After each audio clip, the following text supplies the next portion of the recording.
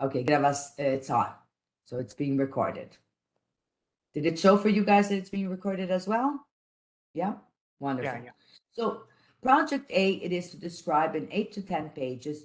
So that is something also the research paper doesn't have to be too extended. To some extent, I find it even harder because you have to compile the information in an organized way. We encourage also the papers to be within 8 to 10 pages. The first topic, it is teach English to children of non-native speaking families. So born and raised in other countries, and then they're growing up in a country where the native language is English. Mostly this would understand immigrants, right? Or that they have moved, they speak usually at home their mother tongue, but at school they speak English. So you're teaching English to these children. Um, this topic here, you will base your research according to the methodologies. The methodologies in TESOL you will find in the TESOL manual. So here in the TESOL manual, you find all of the methodologies that you can apply and that you can discuss. And you're going to select a method and you're going to discuss the positive impacts or the positive outcomes as well as negative. Once again, if you work in this field, it's a great field to do the research because you have the chance of maybe applying a survey or observations, real life experience that you can add to your paper. Remembering that this paper, we don't expect you to have a groundbreaking idea. Save your groundbreaking ideas for your PhD, because then you have to have a really, authentic, original, and groundbreaking idea. Here, the purpose of this paper is for you to have the opportunity to analyze a specific topic and show that you are able to develop a research paper following the methods of introduction, discussion, and conclusion, including the references needed and including surveys and graphs to support your argument. Now, if you think of part B, teach English to non-native English speakers, so that's living in a Korean, Chinese, or Arabic speaking environment, for example, in Dubai, and you're going to compare this with non-native English students residing in the US or Canada. So this is basically business English, preparation for TOEIC, TOEFL, IELTS. Many of these students, they are living abroad and they wish maybe to immigrate or to study, so they need to take these tests. So that's the purpose here.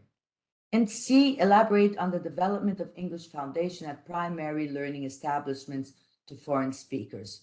So this is English for academic purposes, which can also understand the proficiency tests, because in some cases they are the entrance exams for upper education. And the last one, it is on the LINK project. LINK project, it's a program specifically in Canada, and it's ESL in Canada to immigrants and international students. And it's a specific program that immigrants and students, foreign students, can enroll and attend, and it's sponsored by the government. So these are the 4 topics that you can work on to develop your research project. Regardless the project that you choose or the topic that you choose, you will have to develop to some extent an in-depth consideration of a topic or research question. I always like to work with research questions. I think that it guides your research, it guides the literature that you're going to use to support your project. The original thesis statement. So this is when we talk about originality in a research paper, it's the thesis statement. It's your discussion, how you are going to approach and develop it. So you cannot copy this from another research paper. You will certainly use other research papers as resource or as a source, but not the thesis statement. We also encourage you to use primary and secondary sources. I'll explain the difference. And somehow contribute something new to the field.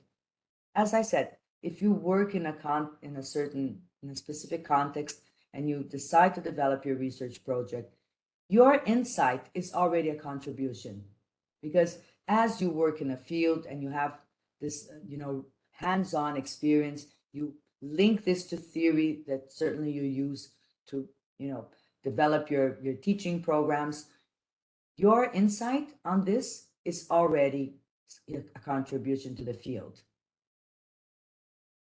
So we're going to discuss that the research paper is similar to an academic essay, but longer, and it's more detailed. It's going to access not only your writing skills, but also your skills as a researcher. Did you consult authentic sources? Did you cite the sources appropriately?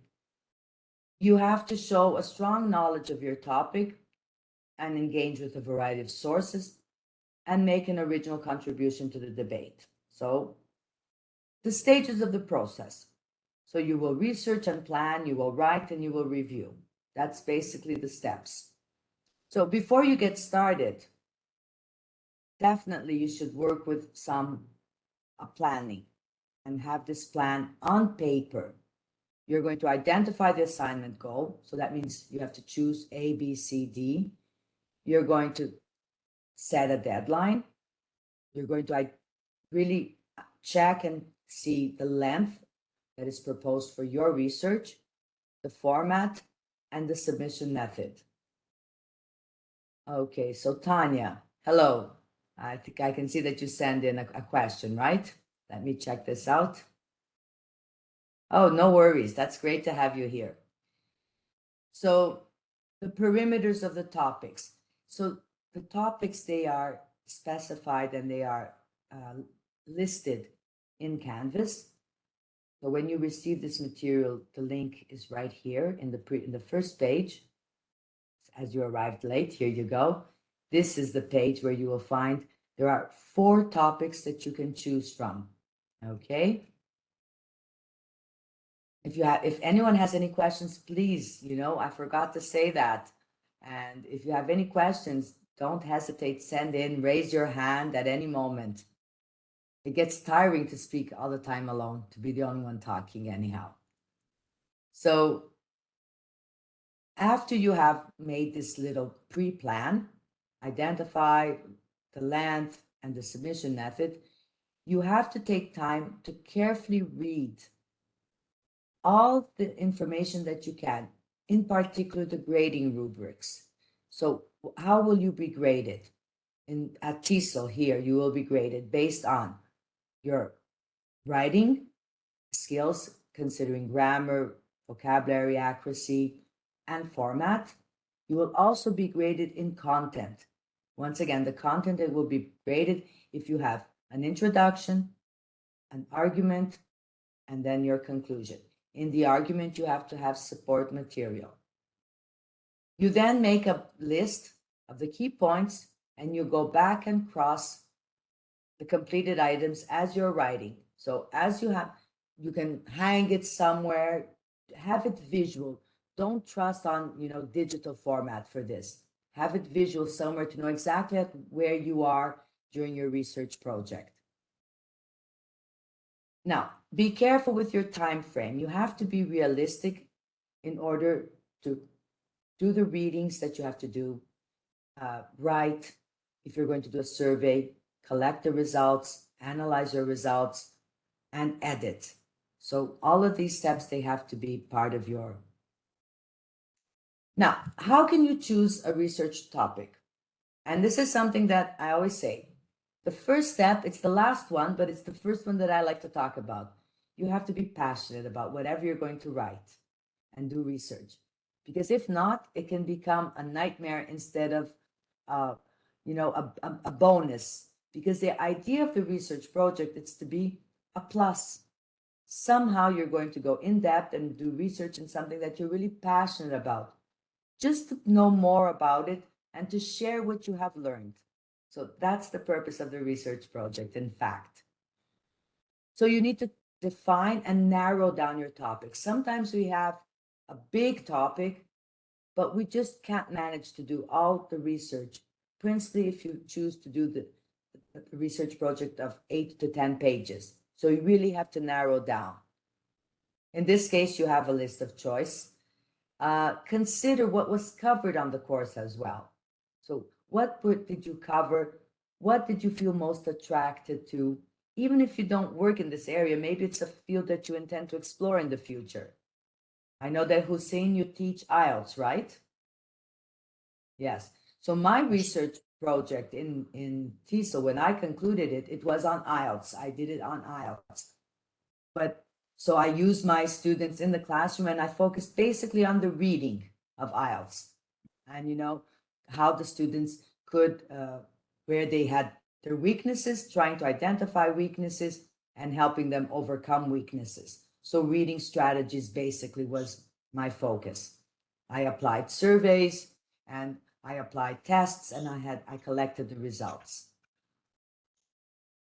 Now, in order to do this research, you will investigate and understand all the different viewpoints. So what does that mean? And schools of thoughts.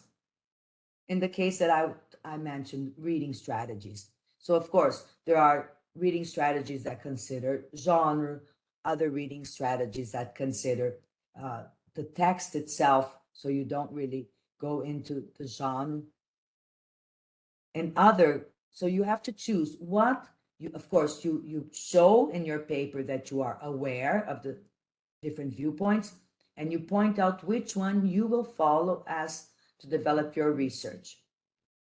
You should explore the literature, always go to reliable sources as journals and books.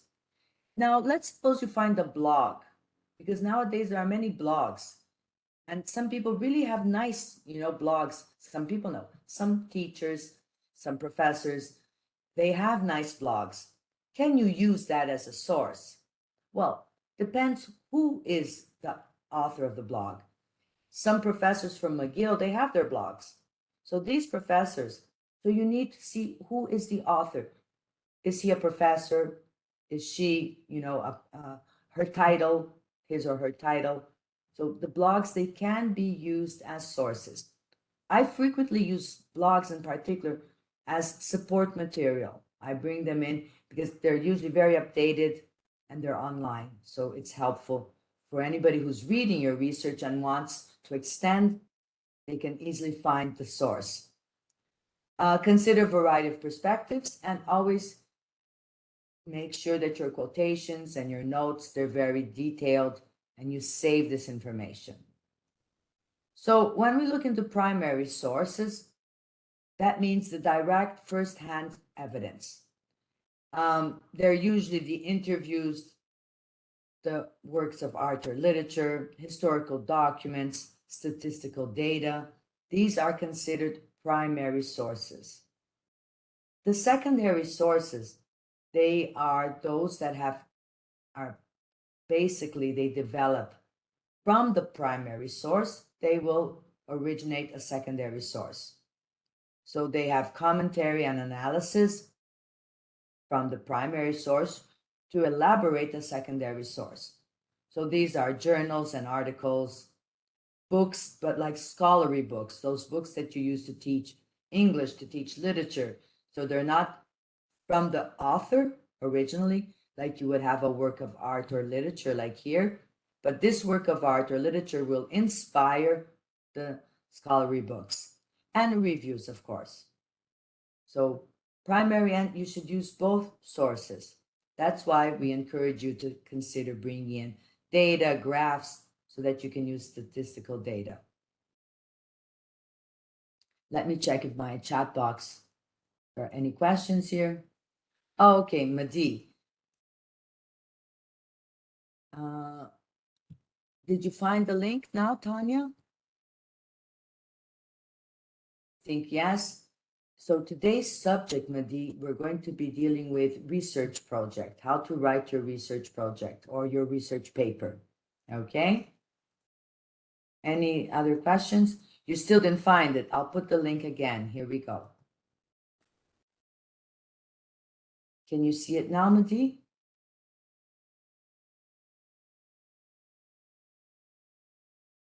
Tanya, right? Can you find the link now, Tanya?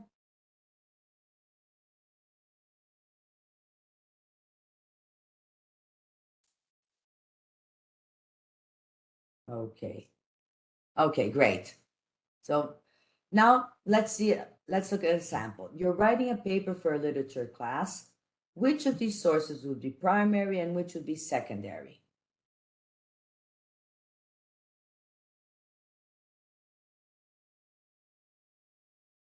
So just maybe to help you guys out to refresh your mind, because so these are the primary sources.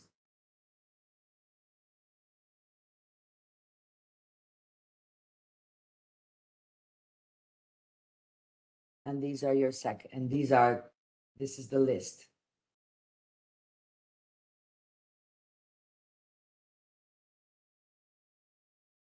So the journal is a secondary source.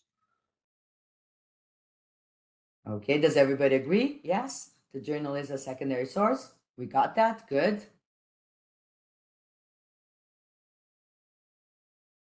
Then you have the Cambridge Companion to the Victorian novel. And then you have Jane Eyre and John Keats. So the primary sources here would be Jane Eyre and The Nightingale by John Keats, because these are the literature books. And the secondary sources, the Cambridge Companion to the Victorian novel. It is a book that uses several sources that from several authors of the Victorian novels, and it's a companion. Whenever we see this word, you can remind yourself it's like they compiled the information. They have compiled the information of the Victorian novel, characteristics, features, examples, all compiled. And the journal, of course, it'll be inspired and it will use primary sources and, of course, secondary sources as well. So there is this little crap test that we use when you're going to decide if your source of information is valid for a paper.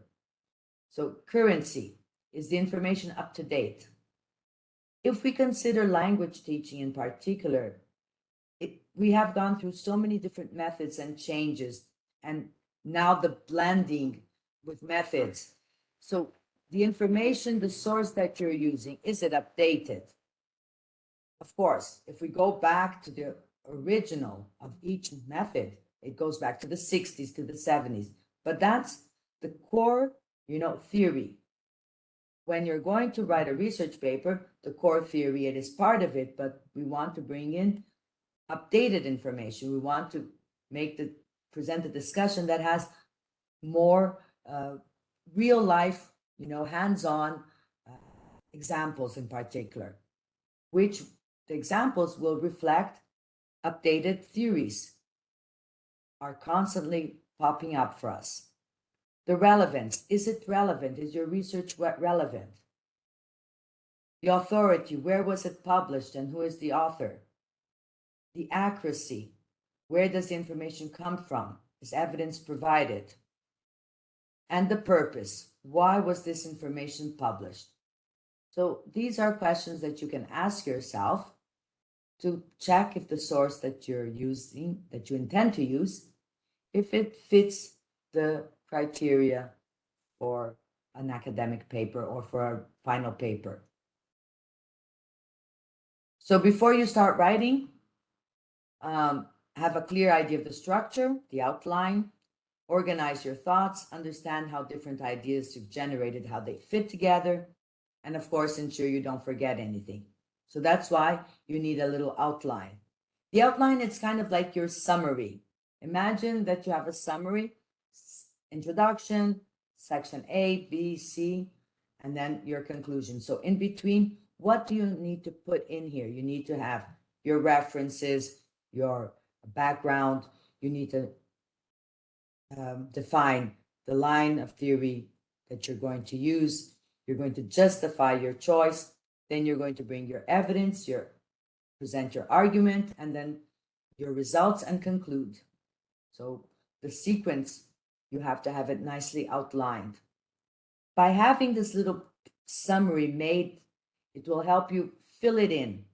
So I always like to start, okay, introduction, then you have the references. After the references, you're going to make your argument. After the argument, you're going to present your results, or results and argument, depends what type of research you're developing. It can switch. You can first have results and then present your argument, or present your argument and then bring in the results to support your position, and then your conclusion. So to formulate a thesis statement, in order for you to develop your research, you need a thesis statement. You can't make it backwards. And the most interesting part is that when you read a research project, you start from the abstract, then you read the introduction, then you read the reference, you read the argument. We think that it's written in that order as well, but it's not written in that order that you read. The abstract is the last one that you write. It's not the first. It's the first that you read, but when you are the writer, it's the last one. So we don't necessarily write in the order that we present. So you need to have a thesis statement. That's how you begin.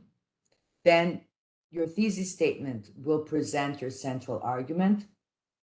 Somehow it establishes the purpose and your position as the writer, as the researcher. You're going to look for answers for your research question. It has to be concise, coherent, and your thesis statement will guide your research. It will guide the literature that you're going to use to support. That's why you need your thesis statement. So let's see how we can develop a thesis statement. So we say sugar consumption. This fragment, it isn't a thesis statement. It indicates only a general topic or a general subject. Now we're going to try to narrow it down. So I'm going to read about the topic, and I'm going to start to narrow it down, and I'm going to say, okay, elementary school children are consuming far more sugar than is healthy. I'm starting now to narrow down. So maybe I can think of reducing sugar consumption by elementary school children. So that could be my goal. So I'm going to take a position on the topic and decide what I really want to say about this topic. So I want to talk about reducing sugar consumption because as I was reading, I identified in my readings that children are consuming too much sugar based on research results that I saw, based on several journals that I read. So my suggestion, once again, also based on my readings, my suggestion is that more attention should be paid to the food and beverage choice available to elementary school children. So I've started to suddenly narrow down to prepare to write my thesis statement. So I started off thinking of sugar consumption. Then I did some reading and I found out that elementary school children are consuming too much. So my intention here is to propose reducing sugar consumption. And how can that be done? Well, as the researcher, I have now narrowed it down to saying that more attention should be paid to food and beverage choices available to elementary school children. And this is a research, it's interesting because this was done in the UK recently, not like 10 years ago. And one of those, Jamie Oliver, he participated in redesigning the schools, the UK schools diet and what would be served to the children in school, because the children, they stay full time there. So this was I inspired based on that one.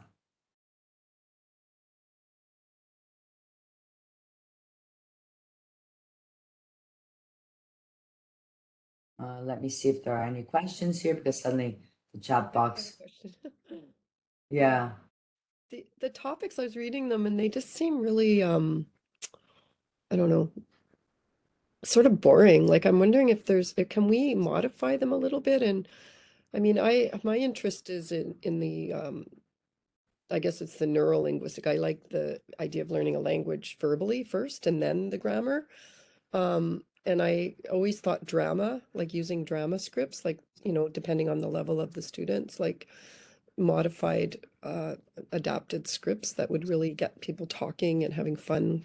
It's kind of like how I do core French, using puppets and stuff for kids anyways. And I think adults would also benefit from that. So I don't know. I feel like the topics to me are like, oh my God, I have no idea what I would do. To me, it would seem so daunting of a task to do any of those topics. I don't know how other No, people are feeling. yeah, but we can adapt. You are right. So here we go. Let me see. Let's come back to the topics.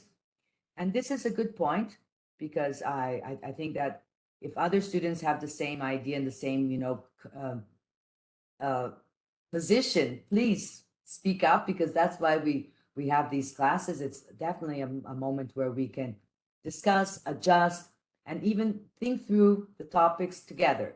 So I'm going to bring up those, like you said, you'd like to work with drama, uh, the I think that sociolinguistics will be part of your discussion as well, because you're talking about first learning the verbal, oral communication, and oral communication definitely includes sociolinguistics, right? Because the way we speak not always is the way that we learn to speak. So principally in drama, puppets, and things like that, you're not going to follow always the structure by the book because you're going to improvise sometimes. So you may not use the 100% grammar structure that is recommended in a language course.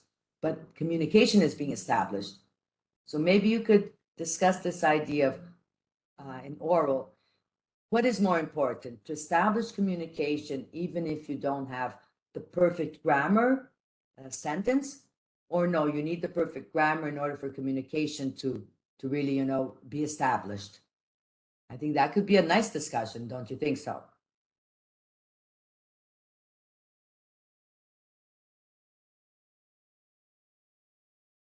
That was Tanya who was talking to me. I wasn't sure who said that it was a little bit boring.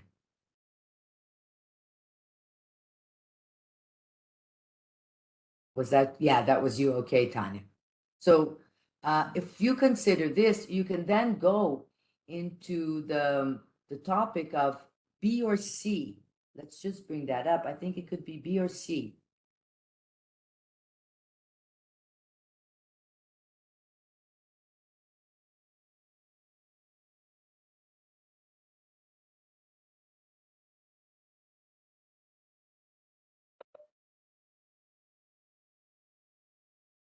So if we come here, let's go to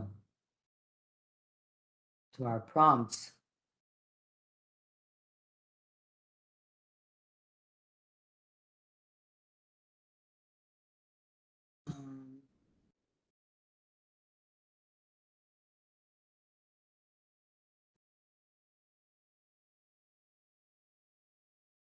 And here, look, you can maybe go here because here it says, describe the best method to teach English to non-native English speakers. They do suggest maybe business English, concentrate, compare the same learning group, people who do not speak English as their mother tongue in two different environments, evaluate methods used. So here you can propose the method of drama, okay, to have your discussion. Yeah, these are only examples of countries. That's it, Tanya. Nothing that you have to really be, for example, Dubai and so on. But I think that you can bring this discussion in topic B. When you teach English to non-native speakers, bring in the method, even though puppets would be, it's not necessarily a method, it's a strategy that most likely you would use for the communicative approach or blending it with the communicative approach with the direct method that does not use the mother tongue. So you would support your strategy, your teaching strategy or teaching approach using methods supported by methods, but applying this approach of, like you said, drama, puppets, and role play maybe, you'll find good literature on this. Okay, if you need any help, let me know at the end of the session. And right now, last class, I also shared my email. So let me put my email here, and you guys can, if you need any support to look for sources, you can contact me and I'll help you guys with that. Okay. Does anybody else feel that maybe the topics that you had thought of does not fit in any of these four topics proposed? Not yet, or you haven't thought yet enough? I haven't thought it enough. That's why maybe. But as I said, we will, this discussion does not end today for sure. This is we're opening up now the discussion. So let's take another one. So you have here the work-life balance. So this is a fragment. It is a thesis statement. Once again, it indicates a general subject. If you were to think of work-life balance, which direction would you think of to start your readings in order to try to narrow it down?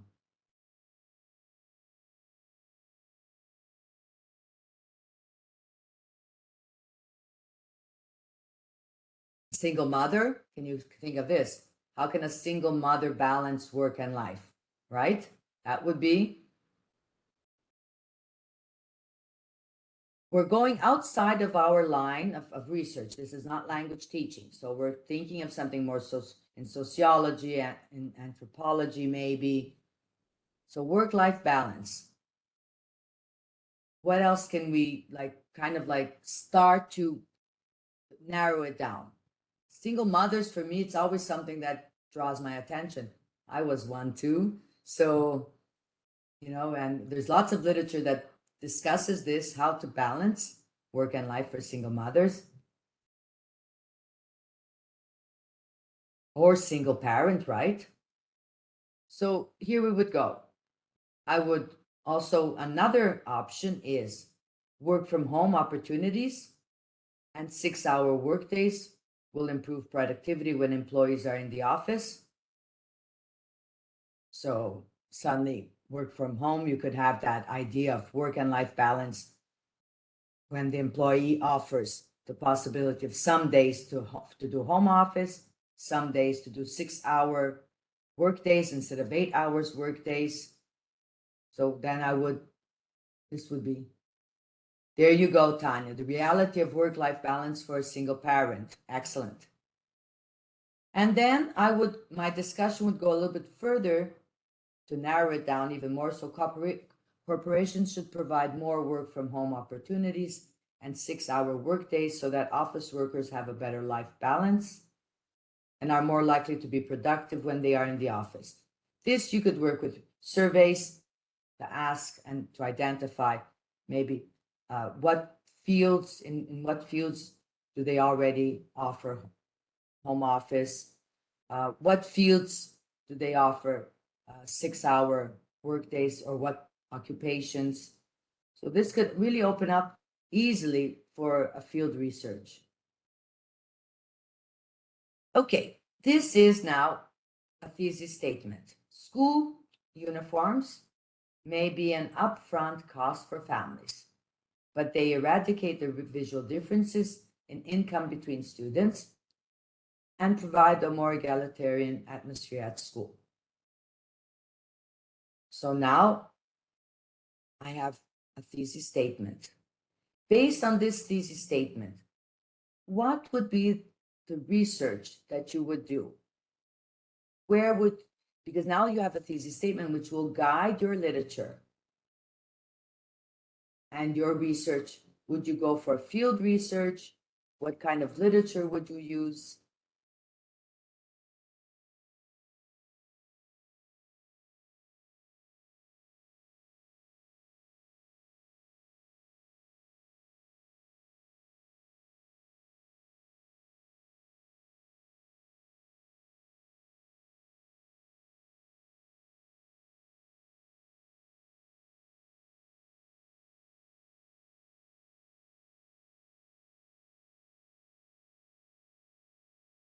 How could we do this research? What would we read based on this thesis statement? I would probably look up different articles that have to do with students' mental health in terms of like comparing different demographics with one another, how that can affect a student's academic performance, and then I guess, what's the word? The benefits of having this sort of school environment and what sort of proof there is in having that sort of school environment. Yeah. So the first thing maybe is to identify if school uniforms are still, an option or not. In Canada, very few schools have the option of school uniforms.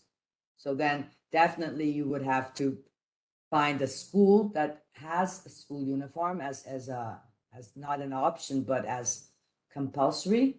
So that would be so remember when we were talking about organizing your research. So you have this, if you decide for the thesis statement in this topic, you will have to first of all find where to develop your research. The articles definitely they will help because then they have the literature to support the benefits and the idea of having an atmosphere at school of equality.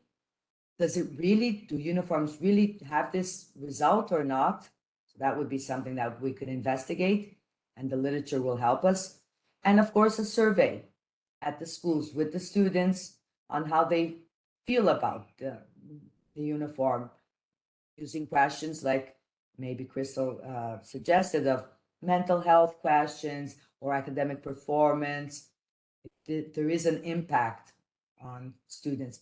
But then in order to identify if school uniforms have an impact or not, we would have to compare maybe with another school, a similar number of students, similar age group, similar region to compare if you want to know if there is an impact or not on their academic performance. You would have to analyze then grades.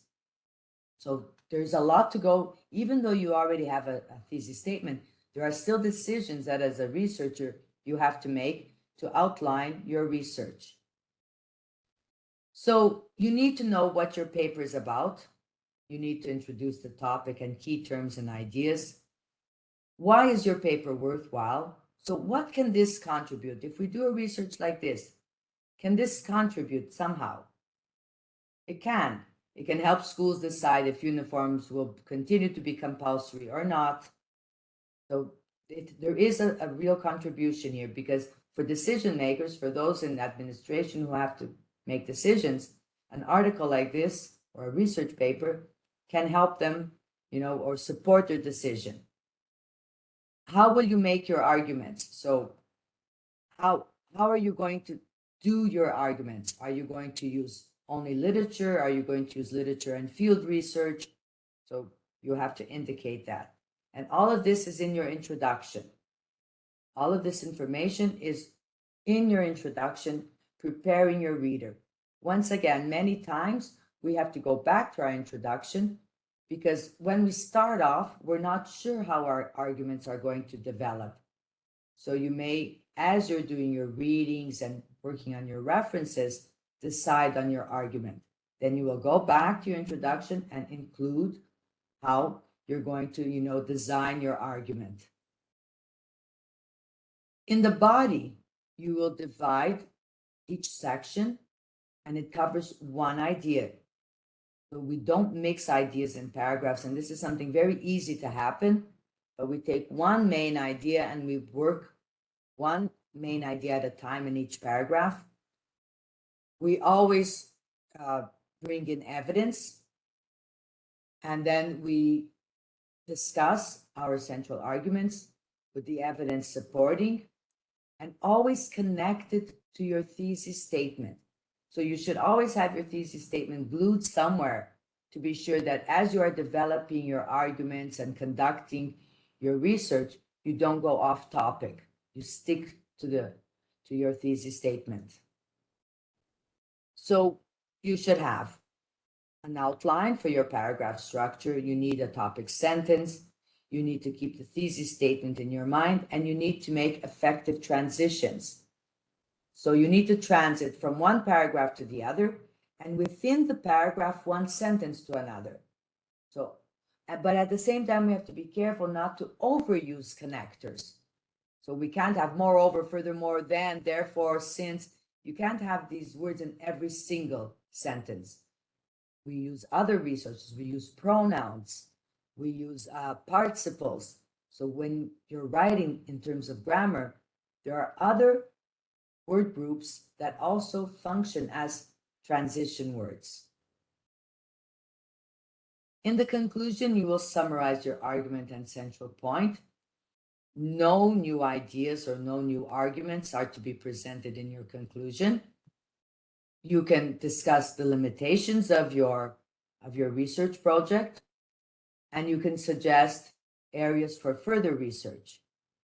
So that is a very rich conclusion when you're able to summarize your arguments, confirm if you have reached or not, if you were able to answer or not, reflect on limitations, and then suggest.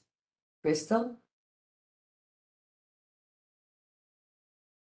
Sorry, you're on mute. Just Yeah. for like key points, I don't know, my like general rule of thumb is to have 3, but is there supposed to be more since it's a lengthy paper?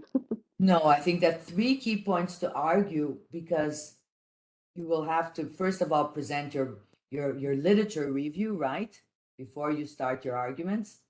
So you have a literature review, then your arguments, 3 key points, you're good to go. Most likely, if you decide to do any kind of field research or survey or bring in statistics to discuss your key points, 3 key points I feel is a very good, because this is not a big research paper. It's 8 to 10 pages, right? So the key points would be like 1 point for each paragraph is what you're talking about for the body, right? Yeah, but the body here, of course, it's going to be several paragraphs to discuss your key points, because you're going to analyze under different perspectives what one author maybe, presents about this. If one author, supports another, if there is another author that is opposes to that point of view. So if your key point, let's suppose, is saying that language learning depends on the mother tongue. If mother tongue, the influence of the mother tongue is important or not. So if a speaker has an accent or not, you're discussing the accent issue, let's suppose. So you're going to, some authors, they support that as long as the influence of the mother tongue does not impede understanding. Others will say that no, that necessarily, in order for you to be a fluent speaker, you have to eliminate the accent completely and approach a native speaker as much as possible. So you're going to discuss the perspective of several authors. So even though you have 1 key point, you will have several paragraphs to discuss that 1 key point, right? Okay. Thank Okay. you. And then, of course, we have to edit. So after you have edited, after you have written everything, it's time to edit. Now, you first have to edit for grammar. So you're going to check commas, punctuation, run-on sentences. This is a list. When I'm correcting the research papers, these are the most common mistakes, not necessarily in this order, but these are the most common mistakes that I see when I'm correcting a research paper. So subject-verb agreement. So this is like a little checklist for you that you can have when you're going to review your paper, that you can go through it. Tone is something that many students, they really don't understand what this means, but tone, I'm sure that all of you know. But in a research paper, if you were to say something like great, oh, this method is great. No, this method is highly recommended, or it has been, highly used, highly applied. So we wouldn't use the word great. It's not the right tone for a research paper. Then you're going to edit for content, edit for grammar. You take a break. Many times after this break, I reread it. I go back to a 3rd time and then submit. This is a little checklist to help you identify if your assignment is on spot. So does your paper fulfill all of the requirements that the assignment asked for? Did you stick to a topic that fits the assignment? So like Tanya was saying, so how can my topic fit into which assignment here? Where can we get this? Are your sources credible, reliable, and logical? Oh, that's another. Do you have a clear, arguable thesis statement? Is your paper organized in a logical way? Plagiarism. Nowadays, when you send in your papers for TESOL, we use the resources. In fact, there is even a special program that we use to scan the papers that are sent in to identify if there is plagiarism or not. Now, of course, not every sentence. There are sentences such as, in underdeveloped country, education suffers lack of funds. I mean, that is a big sentence. And if I put this in the internet, it's going to show in over 300 papers, this sentence will be there. So is it plagiarism? No, it's not, because there isn't any theoretical concept involved in it. It's a statement that can be verified. It's not a statement that is based on theory or based on data. It's a sentence that in underdeveloped country, education suffers from lack of funds. Even though it's a long, because usually how do we do to identify plagiarism? There is a number of words that we search in sequence. 6 to 8 words is the usual, standard that we use to identify plagiarism. So in some cases, as the examiner, we see the sentence, we know, okay, no, this isn't plagiarism, even though it does have 8 words in sequence that we may find in several other papers. We're not going to consider this plagiarism. But if it's a concept, a theory, a concept that belongs to someone, and it's published online, it will be identified. So that's how we identify plagiarism or not. It's through a special software program. Did you proofread for content and grammar improvements? Is it in the format? So are you following? What format are you going to follow? Here you will see that there isn't a must to follow any one in specific, but you need to adopt one and follow it and follow the criteria. And are you prepared to submit correctly? So you're going to have to send it by email, check if it's a Word format, if it's PDF format. So be sure that you check all of these details before submitting your paper. So this is the overall structure. You will have an introduction where you have the research question and your thesis statement. In the body, you have your research results and arguments, or arguments and research results. It really depends upon the topic that you're developing. In the conclusion, you have a summary of key points and you restate the significance of the topic. Why is this recommended? Because in fact, the significance of the topic, you also have it here in your introduction. Once again, to highlight the relevance of your project, to remind your reader that all of this was done and that this is the relevance. So you restate the significance of the topic. This citation generator, it's really, really nice. It follows the APA. You have the APA citation. So you don't have to really, do it all one by one as we had to do in the past. These citation generators, they're very, accurate and helpful. All of this material, I will send it over to you guys, just as I did from the previous one. So once again, there are 4 topics. The first one,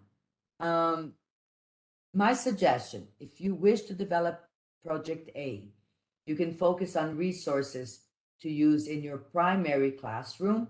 So primary teaching, usually we consider from kindergarten to 6th grade. So this is the scope that you can consider when you think of children teaching English to children of English-speaking families, born and raised, let's suppose, in a Korean, because this is kind of tricky. Nowadays, with this mobility, many English-speaking families, they move to Dubai, they move to other countries for job. They're hired. And these children, they go to school and they have to sit in an English classroom. And this, for example, happened to my son, Stephen. Stephen, he arrived in Brazil, and English is part of the curriculum. And he had to sit through the English classes. In regular school, they didn't have any kind of mechanism that he could take, let's suppose, a test, and he could eliminate the subject from, so he had to sit through the classes. Of course, he's very nice and he was polite and he didn't, interfere, because the children, they knew much less than he did. But so what do we do with these children? What can be done? So that's one, it's in the primary classroom. There's a question here. Let me check this out.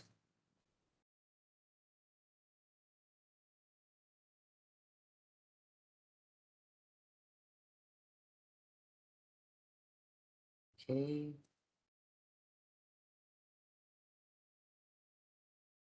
Okay, so can I choose option B, but bring my experience in teaching ELL students? Yes, you can, Tanya. That would work well. Because once again, let's go to B. Let's see here. So describe the best method to teach English to non-native English speakers. Yeah, so here you can see that they're not saying that it has to be children or adults. It can be, like in the first one here, we're talking about children. But here there isn't an age frame. Yeah, compare the same learning group, people who don't speak English. Yeah, so I think that here you can bring that in. Now, your experience, that's a very good point. How could we bring, as a researcher, the experience that we have as a teacher into a research? We're going to say, I did this, I did that. Not really, right? So how could we incorporate this experience in the language teaching? So probably you use a method to teach. So you're going to use in your reference section, you're going to explain the method that you have chosen as your support for your teaching scope. And then for you to bring your experience, you're going to bring illustrations and in detail of the activities developed. So in a classroom, the researcher is a teacher in the classroom. I did this. I can even share my paper afterwards with you, because my research is me as the researcher and teacher. So there is a special way for you to report all of the work that you do as a teacher and how this is applied and incorporated in the research project.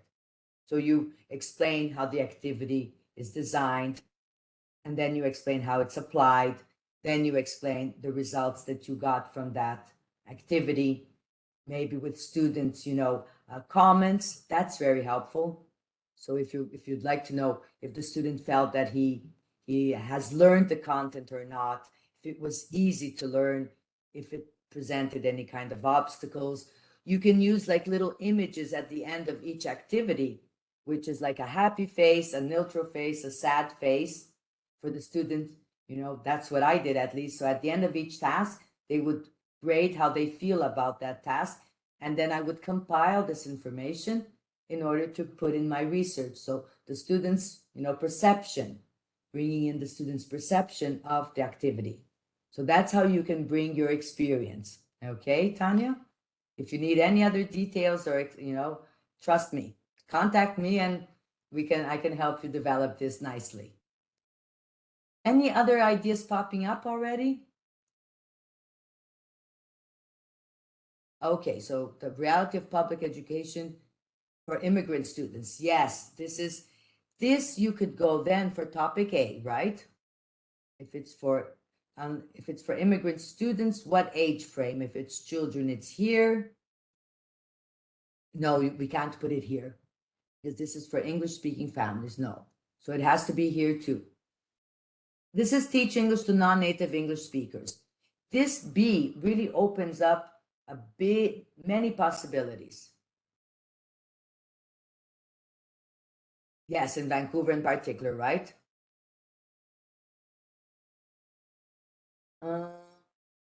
Teach on in living in Yeah. Korean. Yeah, It's hard to text all this, sorry to write it. it is. I'm It just is. feeling like B seems a little more like I wrote that in the comments, but I don't know if it was Yeah. clear. I feel like B, it sounds like it's doing like the focus is on comparing somebody who Mhm. lives in Korea and maybe studying English in Korea versus a Korean person that doesn't know that is learning English living in the States or Canada. Is that what that it seems like maybe I'm just trying to kind of figure out which, Yeah, that's way it. to kind of weave what I want to focus on into that, but I feel like it may be too broad or I don't know. Okay. Even though here they are proposing that we are trying to compare. So trying, it doesn't mean that you have to do exactly that.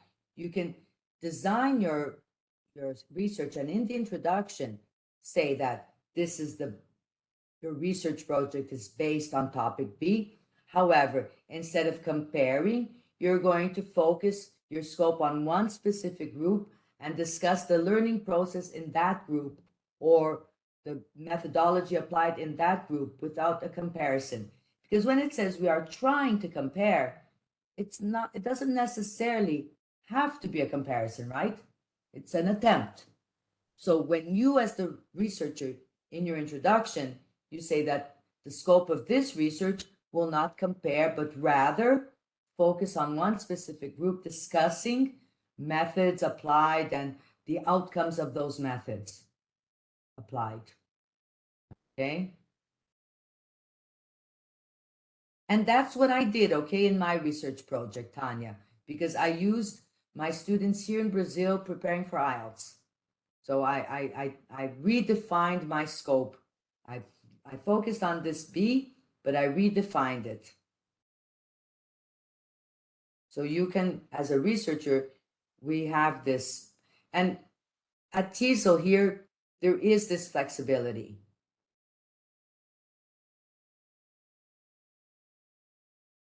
Let's see, letter C, what it says.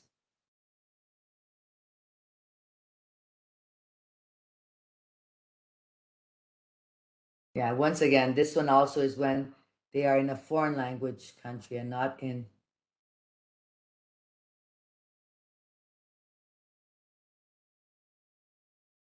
I feel like a lot of what the jobs that people get teaching TESOL though, like you either will do it online and the person might be in their home country and they're doing an online Mhm. course with you. I'm hoping I can teach person to person. I don't really want to do online, but if that's something I can do like part-time, then that's fine. But my joy would be to be in person, I know. especially for the way I want to approach teaching. But I mean, it can still be done, but I'm wondering if that affects the research too, because you're obviously, if you're working online, it's a very different environment then. So that would, I'm sort of getting back more to B again, but like option B, you know, Yeah, it is option B here. yeah, But where you once would again, be comparing, is that you, an you environment, like an environment online or environment in the that's classroom? it. And so you can define it. As the researcher, you define your scope. I remember that in my research project, I did that. I said, I informed that the scope of my research was not to compare, but more to evaluate the reading strategies applied to a group of students and the outcomes of that strategy, of the strategies applied for IELTS preparation. So you kind of like redefine your scope.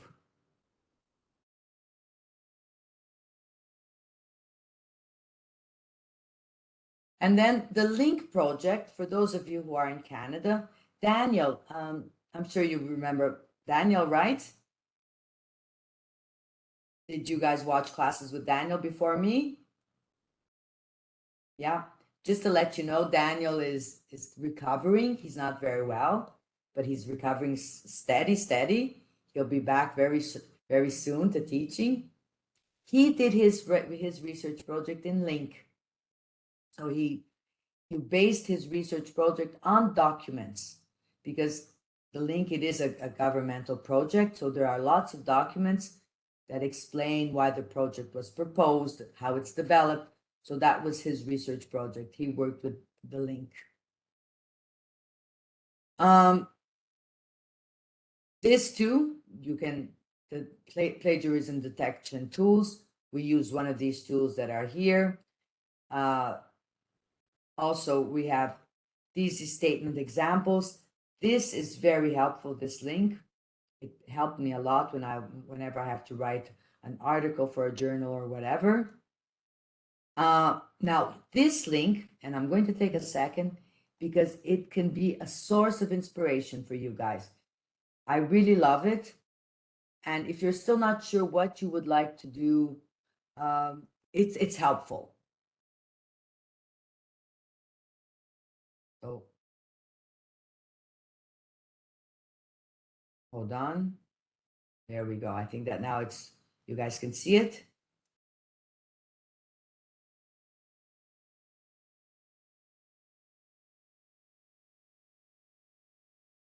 And then there are more references of how to do an outline, how to prepare your research outline.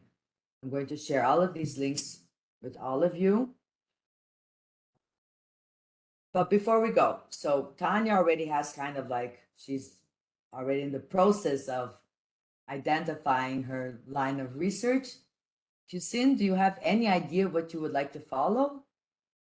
Honestly, I would like to do something with IELTS because I've been teaching IELTS for several years, but I don't know where to start. And I'm living in Iran now, and I'm mostly teaching private classes. I'm having private classes, so I don't know where to start, and I don't have a clear idea about my topic yet. Well, as a hint, a good topic is always trying to answer and to find solutions. That's the great thing about research. We can investigate, even if it's a one little point. For example, if we take IELTS, many students in terms of writing, let's take one scope, writing, the difficulty of using articles accurately or correctly. That is a big problem. So you can investigate why, what is the origin of this problem, if it's connected to the mother tongue usage, if it's connected to maybe, lack of awareness of how, and then you can propose what can be done to solve it. So what kind of activities can be proposed? Is it gap filling? Is it, so what kind of, and then you can try to apply to some students this strategy and see if after a series of learning sessions, when they write, did they reduce their mistakes in terms of article usage? Mhm. Okay, so that would be a very focused research project to try to solve one issue that many IELTS students have, and teachers don't know maybe how to solve it. So you can bring in a proposal of how to solve this particular. So I'm giving you one particular problem, but you can go for speaking, for listening, for reading, or for writing. Okay. Thank you very much. Crystal, do you have any kind of like hint what you would like to do? Well, I mean, I do have a lot of experience for A, but I feel like, I don't know, I feel like I do want to work with adults, so I feel like maybe B would be a better choice for me because I would actually like expand my knowledge of what I'm not really aware of yet. So yeah, I think I want to do B, but I'm also a little nervous to do it because it's out of my comfort zone. But sometimes going out of your comfort zone can definitely be an opportunity, like we said, for you to explore. Yeah. And if you wish to work with B, what would you like to work in terms of adults? Is it more general English? Is it more focused on test preparation? So you have to start to list the options before you make a decision. You have to list the options of teaching adults. There's general English, business English, test prep. And then based on your options, you say, okay, no, I think I'm going to go with general English to get started, because if I can teach general English, then I'll expand to teaching business English and IELTS, because right? So general English would be like your first step into teaching adults. And then once there, because teaching general English to children and to adults, it's a completely different scenario. So Yeah. how would that be, teaching general English to adults? what would be a method, an approach? Would you blend methods? How would you do it? Okay. So that could be a good, path to take. Tanya has already kind of like an idea. And Madi, do you have an idea of what you would like to do?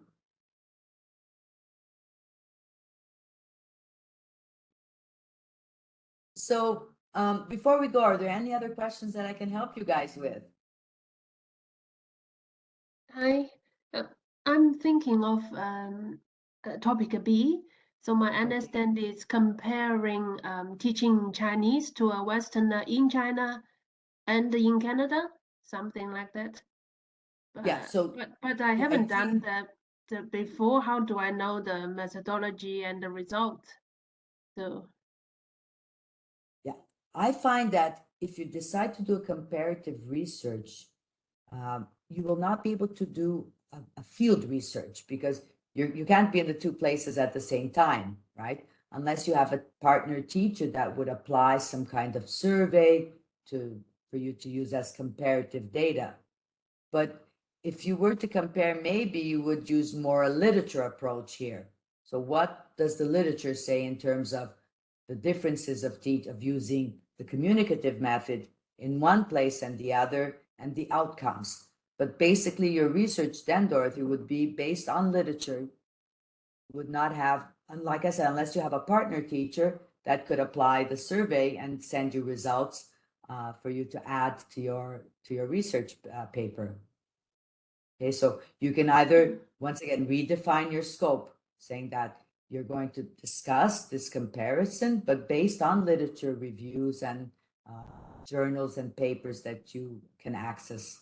And then you will discuss what the authors have, brought as results of their experience, of their papers. yes. Okay, Okay, to so it read. would be it would be based on literature review, which is not a problem at all. The research Yeah. project, they can vary. You don't necessarily have to have a survey or statistics, okay? Okay. And do I write the whole paper in Chinese? In your case, yes, because Yes. your certification is for Chinese, right? Then after I write the plan and some key points, can I send it to someone to check if that's the right way to go? We'll find someone to get to check for sure. Send it in and we'll find someone that is competent to check your outline. Okay. It would be great if I can discuss with a teacher because I find this TESOL is all about teaching English. It's not, I'd Yeah, like the some help about methodologies. teaching Yeah, Chinese. so the methodologies of foreign language teaching, the concept would be the same, applied to different languages, applied to teaching French, applied to teaching other languages as well. The communicative approach, the direct approach. So that is the concept of applied linguistics. You apply this method regardless the language that you're teaching, because it's considered foreign language teaching methodology, right? Yeah. But you are right. The majority of the case studies that we present and examples are all in English. Yeah. Okay.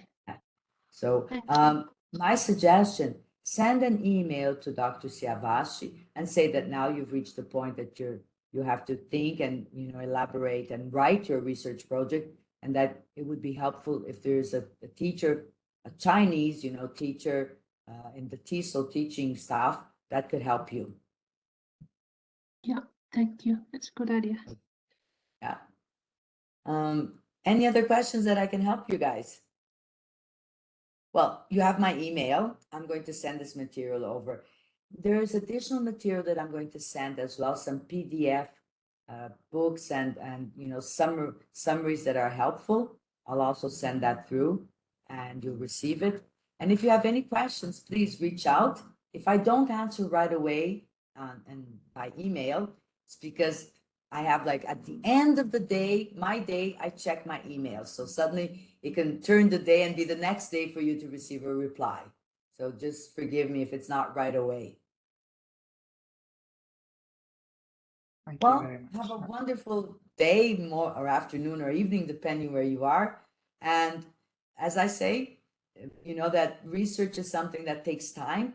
So plan ahead and don't think that you'll get this done like in 2 weeks. It'll be a little bit more than that. Okay. Take care for now, guys. Thank you. Thank Thank you very you. much. Bye. Bye-bye. Bye. Bye. Thank you.